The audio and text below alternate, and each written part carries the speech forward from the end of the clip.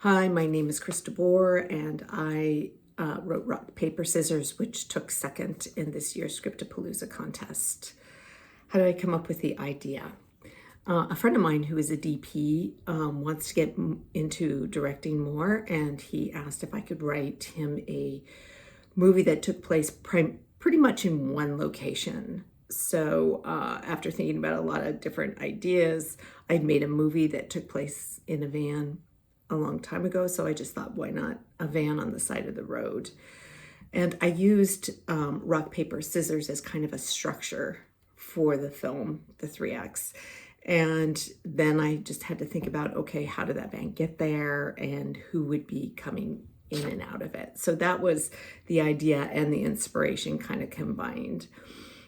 How long did it take to write? It took about 2.5 years to write. I work, so I have to put it down for a couple months, and then I pick it up and then I put it down. So that's how the process for this one actually worked.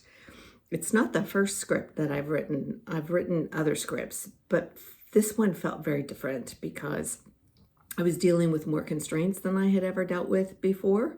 Before it was more kind of blank slate, but this had real limitations on it. So it's the first script I've written with so many constraints. What is the process of writing? This was different, as I just said, from anything I had done before. The constraints really helped, like, think outside the box in a lot of ways. And I feel like they made me be more creative than I have been in the past, rather than just having this blank canvas. So this is a change my process, and I would really like to keep working in the world of constraints. Do I have any advice for writers? Well, I just really think George Saunders is amazing when it comes to the idea of writing, the idea of bringing the words alive on the page, the idea of rewriting all the time, like just making friends with rewriting.